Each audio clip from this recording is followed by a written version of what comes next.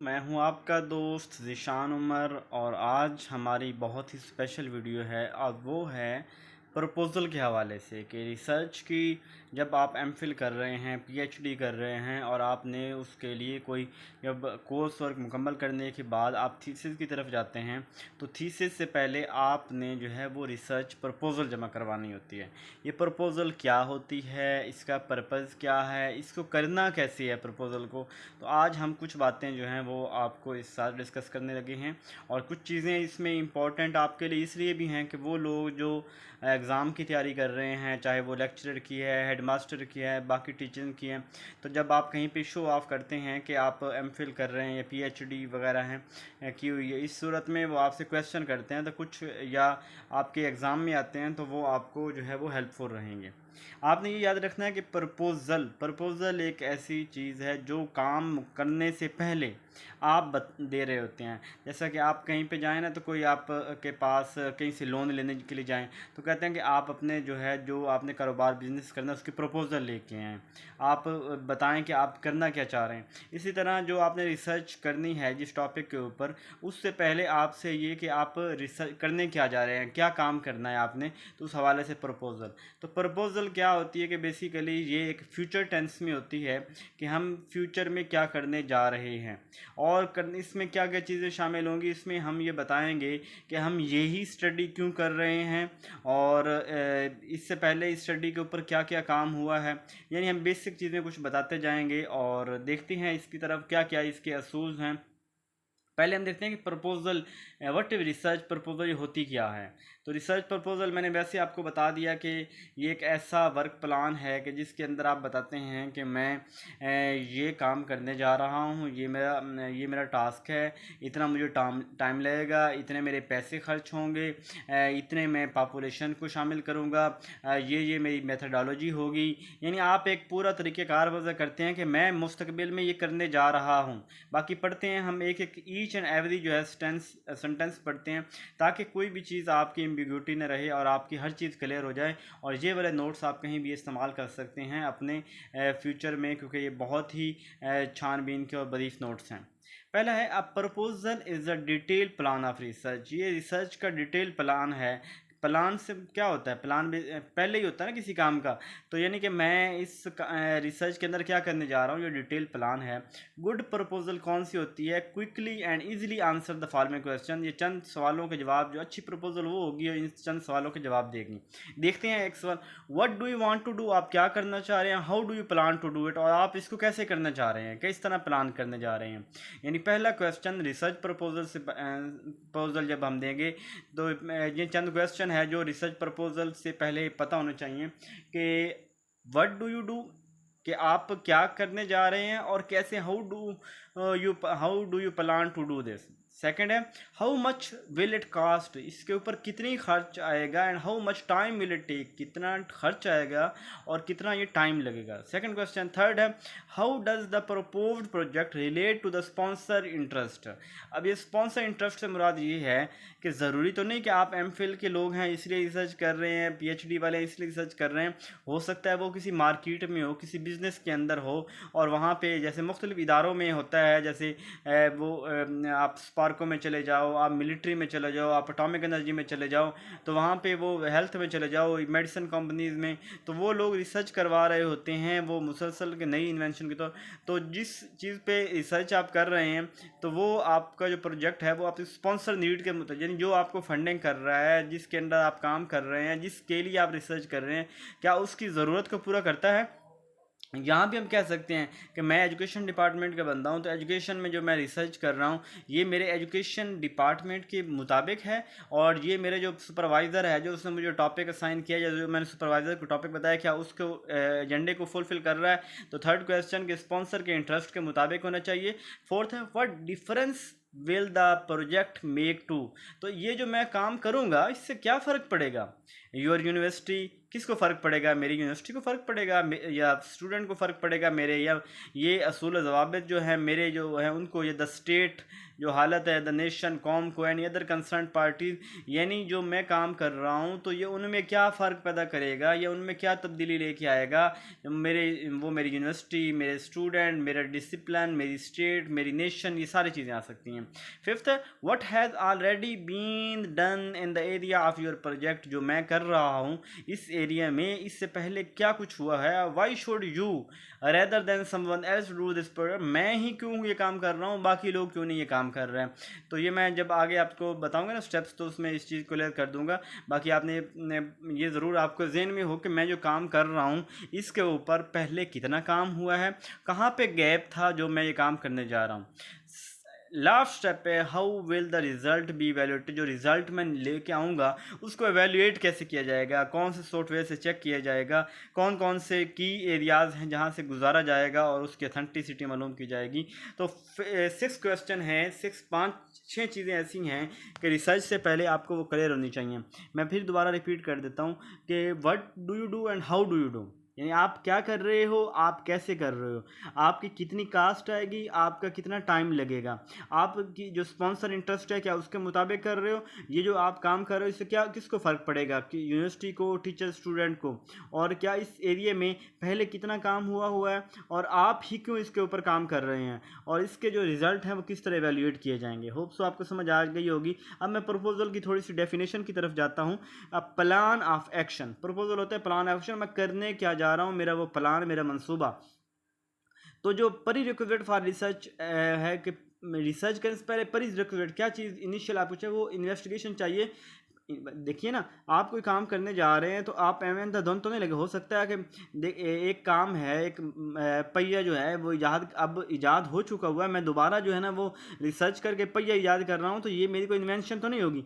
मुझे पहले इन्वेस्टिगेशन करनी होगी कि क्या जो काम मैं करने जा रहा हूँ वो ऑलरेडी किसी ने किया है कि नहीं किया। अगर तो किसी ने किया है तो फिर मैं कुछ और करूँ, या मैं देखूँ कि कहाँ पे फ्लॉज हैं, कहाँ पे गैप है, क्या इसके ऊपर किया जा सकता था, तो मैं वो काम करूँगा। देखिए आपको मैं आज चलो बात थोड़ी लंबी हो जाएगी, लेकिन आपकी चलो समझ तो आनी चाहिए कि जो रिसर्च होती है बेसिकली ये न्यू नॉलेज की क्रिएशन होती है, और रिसर्च वो होती है जिसको सेल किया जा सके। यानी जिस रिसर्च को आप सेल नहीं कर सकते, जिस रिसर्च का कोई फ़ायदा नहीं है, वो रिसर्च नहीं है। तो रिसर्च से पहले, प्रपोजल जमा करवाने से भी पहले आपको प्री रिक्विजिट क्या है कि आप इन्वेस्टिगेशन करें कि कहाँ पे काम हुआ है, कहाँ पे गैप है। और इसकी जो व्हाट इज़ द प्रपोजल क्या है जी, इट कम्युनिकेट रिसर्चर्स इंटेंशंस। ये बताती है जो प्रपोजल होती है, प्रपोजल मैंने अपने सुपरवाइज़र को जमा करवाई, तो प्रपोजल क्या बता रही है, प्रपोजल बता रही है कि ये कम्युनिकेट करे रिसर्चर की जो मेरी इंटेंशन क्या है, मैं क्या करने जा रहा हूँ। Makes clear the purpose of intended study, मेरी उस स्टडी का जो है ना वो क्लियर जो वाज़े पर्पज़ है वो बताएगी। इट्स जस्टिफिकेशन, उसकी जस्टिफिकेशन होगी। And provide step by step plan for conducting the study, और उस प्लान काम को करने के लिए स्टेप बाय स्टेप जो है वो प्लान बनाती है। फिर देखें क्या करती है आपकी प्रपोजल सबसे पहला काम ये करेगी कि इट कम्युनिकेट रिसर्चर, जो रिसर्चर है उसकी क्या करेगा, इंटेंशन बताएगी। It communicates researcher intention. फिर उसको दूसरा काम क्या करेगी कि मेक क्लियर करेगी, जस्टिफाई करेगी जो मेरा पर्पज़ है जो काम करने का, और स्टेप बाय स्टेप जो है प्लान बताया जाएगा कि मैं करने क्या जा रहा हूँ। इसका फिर देखते हैं कि पर्पज़ ऑफ जो रिसर्च प्रपोजल है इसका पर्पज़ क्या है। पहले तो मैंने देखा कि रिसर्च प्रपोजल होती क्या है, अब देखते हैं रिसर्च प्रपोजल का पर्पज़ क्या है। तो कुछ 4-5 चीज़ें हैं जो रिसर्च प्रपोजल के करने से पहले हमारा मकसद ये होता है कि तभी हम पर्पज़ जमा करवाते हैं, रिसर्च प्रपोजल जमा करवाते हैं। पहले research proposal intended to convince other that you have a worthwhile research project and that you have the competence and the work plan to complete it. तो रिसर्च प्रपोजल बताती है कि कि आप कॉम्पिटेंट हैं और आप जो करने जा रहे हैं रिसर्च बेनिफिशियल है और ये जो है इससे आपका काम मुकम्मल हो जाएगा। यानी आप अगले बंदे को कन्विंस कर रहे हो, चाहे आपका सुपरवाइज़र है, चाहे आपके जो कंपनी वाला है, मैनेजर है जिसके अंडर आप काम कर रहे हैं, स्पॉन्सर जो आपका है, आप उसको बताते हो, ये शो करती है कि ये प्रोजेक्ट, ये रिसर्च वर्थवाइल है, ये इसकी वैल्यू है और आप में वो कॉम्पिटेंसी है कि आप इस काम को कंप्लीट कर सकते हैं। सेकंड क्या है, the purpose of a proposal is to sell your idea. मैंने पहले आपको बताया था कि रिसर्च क्या होती है, रिसर्च होती है न्यू नॉलेज क्रिएशन, रिसर्च वो होता है जिसको सेल किया जा सके। तो प्रपोजल का होता है कि जो आपने आइडिया है, देखो प्रपोजल में अपने सुपरवाइज़र को जमा करवाता हूँ तो सुपरवाइज़र मेरे प्रपोजल को रिजेक्ट कर देता है, तो इट मीन कि उसके अंदर कोई वर्थ नहीं थी, कोई वैल्यूएबल चीज़ नहीं थी, तो इसलिए उसने रिजेक्ट कर दी है। तो कहता है कि अगर जब प्रपोजल का पर्पज़ ये होता है कि हम अपने आइडिया को सेल कर रहे होते हैं टू द फंडिंग एजेंसी, कि जिस एजेंसी के अंडर मैं काम कर रहा हूँ, जिस ऑर्गेनाइजेशन के अंडर मैं काम कर रहा हूँ, तो मैं बताता हूँ कि मैं ये काम करने जा रहा हूँ, तो वो पैसा खर्च करने वाले हैं, तो फंडिंग एजेंसी को मैं बताऊँगा। This mean that the investigator must convince the funding agency that, तो जिसके अंडर मैं काम कर रहा हूँ उसको सेटिस्फाई करना बहुत ज़रूरी है। थर्ड है, the problem is significant and worthy of study. जो प्रॉब्लम मेरे पास है वो सिग्निफिकेंट है, वो वैल्यूएबल है, वो लोगों को फ़ायदा देगा, वो सोसाइटी के लिए फ़ायदेमंद है और ये स्टडी जो है ना वो कीमती है। फोर्थ है, the technical approach is novel. जो टेक्निकल अप्रोच मैं इस्तेमाल करने जा रहा हूँ नॉवल है, यूनिक है और वो अच्छे रिजल्ट देगी, ठीक है। द लास्ट स्टेप है, the investigator and his her research team is are the right group of individual to carry out.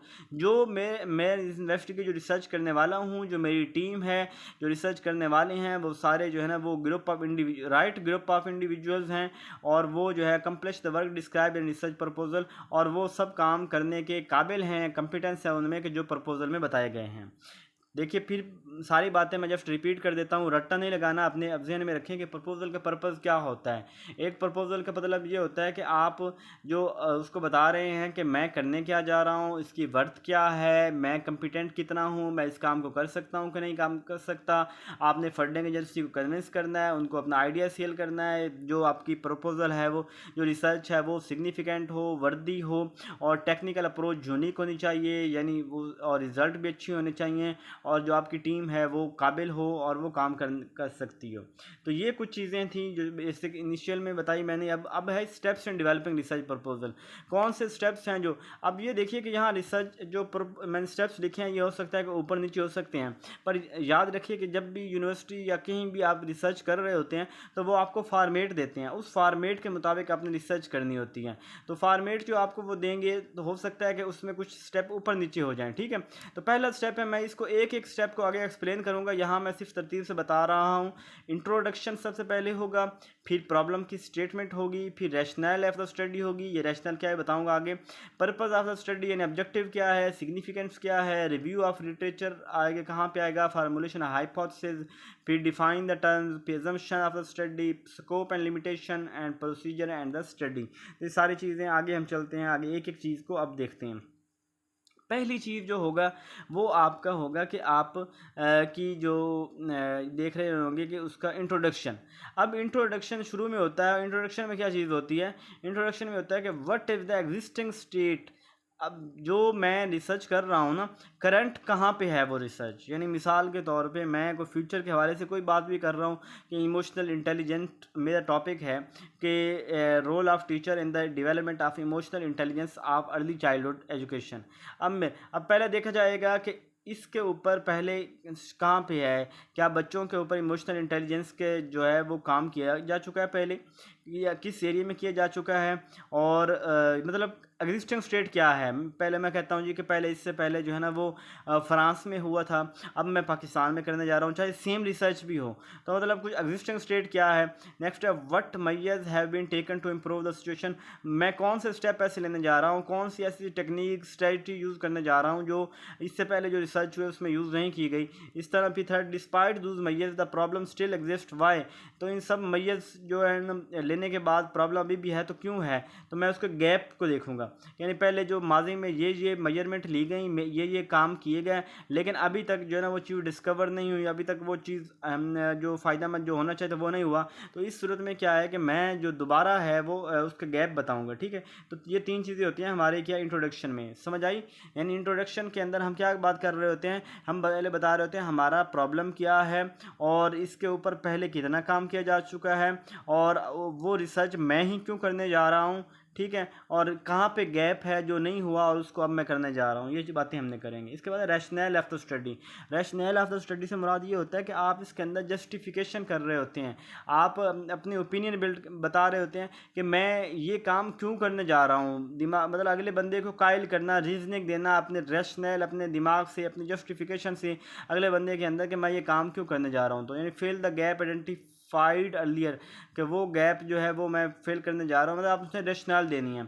उसके बाद है purpose of the study. Study का पर्पस क्या है, ऑब्जेक्टिव क्या है। देखिए हम जो भी रिसर्च कर रहे होते हैं ना, उसके अंदर हमारा कोई वाज़ेह पर्पस ऑब्जेक्टिव होता है। अब उस ऑब्जेक्टिव कहते हैं कम से कम ऑब्जेक्टिव 3 होने चाहिए और ज़्यादा से ज़्यादा 5 ऑब्जेक्टिव होने चाहिए। 5 से ज़्यादा ऑब्जेक्टिव नहीं होने चाहिए, 3 से कम ऑब्जेक्टिव नहीं होने चाहिए। और अब ऑब्जेक्टिव क्या है, मिसाल के तौर पे मैं ये कहता हूँ आपको यहाँ पे कि आप किसी स्कूल में पढ़ा रहे हैं, ठीक है, आप कहते हैं आप पहले सर्च कर रहे हैं कि बच्चों किसी हवाले से कोई चीज़ जो है आप लर्न करने में देखना चाह रहे हैं कि मेरे पास 5th क्लास के मैथ के जो बच्चे हैं, 5th क्लास के बच्चों को मैथ कैसी है।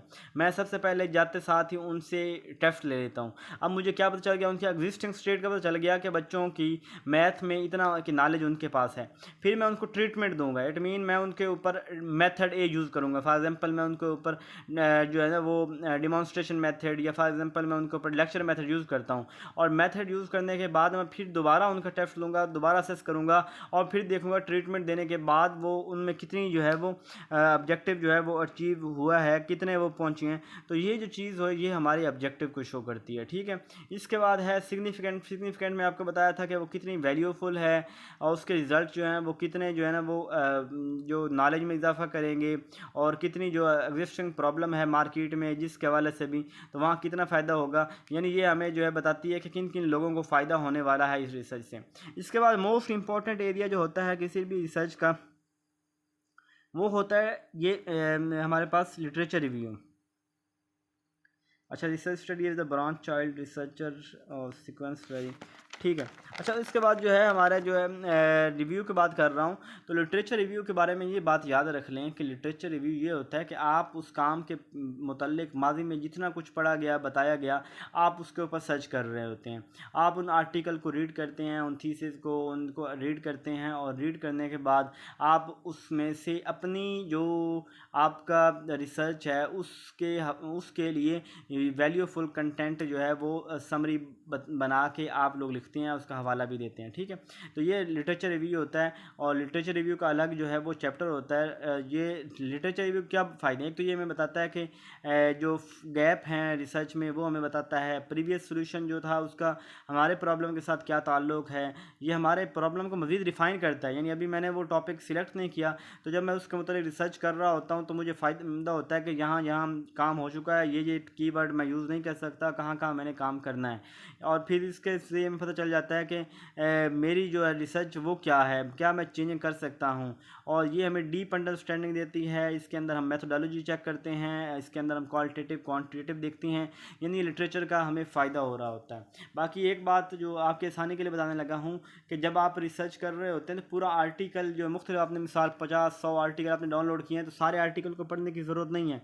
आप जस्ट जो है वो कंट्रोल F करें और उसमें से अपने कीवर्ड के मुताबिक जहाँ जहाँ बातें हो रही हैं वो पढ़ें और 3 से 4 5 6 7 इस तरह लाइन के अंदर आप अपना लिटरेचर रिव्यू का पोर्शन ऐड कर दें। और ये आपके अपने वर्ड में हो, प्लेजरिज्म ना हो, सेम कॉपी पेस्ट नहीं करना, ठीक है। अगर फिर भी मसला हो आ रहा हो, आपको पता ना चल रहा हो कि मैं कोई स्टेप जिसकी वजाहत ना कर सकूँ तो आप कमेंट में पूछ सकते हैं। तो स्टेप क्या है कि research proposal is unthinkable without reviewing literature that is relevant to the topic of research. यानी हम तब तक प्रपोजल के बारे में सोच भी नहीं सकते जब तक कि हम जो प्रॉपर उसके मतलब रेलिवेंट जो लिटरेचर का रिव्यू ना करें। और सेकंड क्या है, थारो analysis of the literature source should be conducted and clearly explain in the proposal. Thoroughly यानी आप बड़ी वजाहत के साथ उसको पढ़ें, उन आर्टिकल्स को जो प्रीवियस काम हुआ लिटरेचर पढ़ें और फिर उसका जो है अपनी जो है प्रपोजल में उसको शामिल करें। Don't forget to mention any alternative viewpoint on the topic. तो जो आपके टॉपिक के जो आप पढ़ रहे हैं तो उसके अल्टरनेटिव जो हैं वो ज़रूर वहाँ पे बयान करें। They might be use to research your question, ये क्वेश्चन में आपको हेल्पफुल रहेगी। इसके बाद इसकी जो वैल्यू क्या है, जो लिटरेचर रिव्यू है इसकी वैल्यू तो बहुत ज़्यादा है। यहाँ पे देखते हैं कि William Wiersma 1986 stated that the review may be useful in any or all of the following, more specifically limiting and identifying the research problem and hypothesis. तो ये हमें क्या बताती है कि कहाँ पे लिमिट करना है, और मतलब हमें जो हमारा एक वास्ट एरिया होगा उसको हमें लिमिट करता करता करता करता बता देगा कि यहाँ तक काम हो चुका है, ये रहता है। और हमें अपने जो रिसर्च प्रॉब्लम को और रिसर्च प्रॉब्लम मतलब हाइपोथेसिस को बिल्ड करने में मदद करता है। Informing the research what has already been done, जो माजी में हुआ उसके बारे में पता चलता है। Providing possible research design and method, हमें मेथोडोलॉजी और डिज़ाइन के मतलब हमें इससे पता चलता है। Providing suggestion for possible modification, कि हम अपने रिसर्च वर्क में कहाँ पे मॉडिफिकेशन करें, किस चीज़ से डिवाइड करें, कौन कौन सी डिफ़िकल्टीज आ सकती हैं वो हमें पता चलता है। आइडेंटिफाइंग, ये हमें गैप्स मुख्तलिफ बताती हैं। और providing A backdrop interpreting the result of the research study, तो इंटरप्रेट करता है जो हमारी रिसर्च स्टडी जो हम पढ़ रहे होते हैं। ठीक है, ये थे हमारे इसके पर्पज़ ऑफ, इससे के अलावा क्या है, it is essential to well design research study, ये जो अच्छी रिसर्च है उसके लिए जो ये बहुत अच्छा है। It comes early in the research process, ये लिटरेचर रिव्यू जो है ना रिसर्च शुरू करने से पहले ही हम इसको करते हैं। And it can contribute valuable information to any part of the research, ये बहुत वैल्यूबल होता है। और researcher become aware what already has been, उसको पता चल जाता है कि कौन पहले हो चुका है और कौन सा रहता है, कौन सा मुझे करने की ज़रूरत है। इसके बाद हाइपोथेसिस बनानी है। हाइपोथेसिस क्या होती है? हाइपोथेसिस बेसिकली ये टेंटेटिव सोल्यूशन होता है। Hypothesis is a predictive relationship between two variables, we can say. It is clear direction to research, it sets goal for the thesis, it clear understandable, the entire research project will become clear and easy to carry out. It means the research hypothesis, it is a hypothesis is a predictable relationship between two variables. Hypothesis is a tentative solution of the problem. Hypothesis tell us sets goal for the thesis. Hypothesis give us direction. Hypothesis is should be a clear and understandable, and entire project, research project will become clear, easy to carry out. Extra characteristic of a good hypothesis. Few things are necessary for the good hypothesis. It clearly establish the nature of the problem and the logic underlying the investigation. The hypothesis tell us the nature of problem, what kind of problem, and the logic behind this problem and the investigation. This is characteristic. Second, it gives direction to the data gathering procedure. It gives direction from where we need to collect data, and it tell us how to gather data. It gives an idea of the possible outcome of the research. It gives us idea how much the possible of our proposal, research proposal, outcome of our research proposal. For example, the when you are going to search on any topic, when you read the previous literature, you will see, you can assume how much the result you can also get by seeing previous result. Few terminologies we use in the research, and we should define in the proposal. Define the proposal of the research study will be read by people who might not fully understand the dissertation and the terms it uses. First of all, what is the meaning of dissertation? We can say the dissertation, it is also called thesis. Dissertation, PhD thesis, mostly called dissertation. Few terms we use in our research, and fully in the maybe our research is not familiar to many person. If we have any abbreviation used in our research or any terminology used, so first we should explain that. For example, I can say SNC. maybe many people don't know what is SNC, so we should define single national curriculum and its definition and its origin, and like these terminologies we use in the research we should clearly define. It is necessary for the researcher to provide a definition for each and every terms he is using in your dissertation.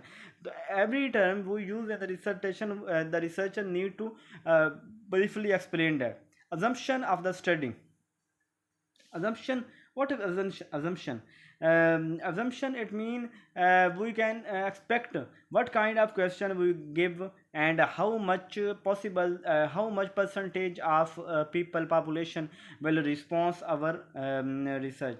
It mean we can say in Urdu कि हम उम्मीद कर सकते हैं कि question जो है वो किस तरह के क्वेश्चन होंगे और उस क्वेश्चन को जो है ना वो कितने लोग जो हैं वो उसके क्वेश्चन के आंसर देंगे, मतलब काम जैसे मैं करना चाह रहा हूँ वैसे होगा भी कि नहीं होगा, ये अजम्पशन होगी. The research proposal for dissertation should be contain the basic assumption. It mean कि वो before starting we must have a few basic assumption a researcher is making while working on research. For example, if I am working on any research project, I make some assumption. I will take population, specific population. I will build questionnaire. I will take them response, and approximately 90% will give will give to me response. Each and every assumption should be stated very clearly. Assumption should be clearly. Next is scope and limitation. What is scope? Any research has its scope. All researchers have a scope and limitation. A researcher just can't cover everything with just one research project. It means by a single research, by my research project is not the solution of all the problem. It may be assist in some problem, but it is not a clear cut solution of any problem. So scope, there is always a limitation in research. There is always a scope. There is always a gap in research. Clearly state the limitation and scope for your study and outline possibility of subsequent research. And in proposal we will also show that how much limitation, the limitation may be a environmental limitation, may be a high upstream limitation, maybe we have a less time, maybe we have a less funding. All kinds of limitation may exist in our project. इसके बाद है procedure of the study. Procedure an important section. Procedure is an important section. The reader of the researcher is unaware about what is going on in the research. The reader doesn't know what is going in research. So we need to well explain the procedure. He should be aware of the procedure researcher is going to follow in the writing process. What the researcher is doing, it must be known. The researcher should explain what and how will be done with the framework of using what and how, कब और कैसे किस तरह वो जो है ना वो इस रिसर्च को अटेम्प्ट करेगा. Steps including in typical experimental research. So I think this is enough. Here I explain all the steps of research proposal. First I tell you what is proposal, what is purpose of proposal. Then I tell you the few steps, introduction and introduction, and इसके बाद मैंने आपको बताया कि what is hypothesis, literature review, all the steps I have, procedure, scope, limitation, assumption, defined terms, and hypothesis, review literature, value, and significance of the study, objective of the study, rationale of the study. Learn all these steps. If you feel any problem, you can contact me. If you like my video, if you learn from my video, please subscribe my channel, like this video, mention your comments. Your encouragement matter a lot. If you encourage me, inshallah I will show you, I will give you more and more videos helpful in your education and preparation. Jazakallah khaira.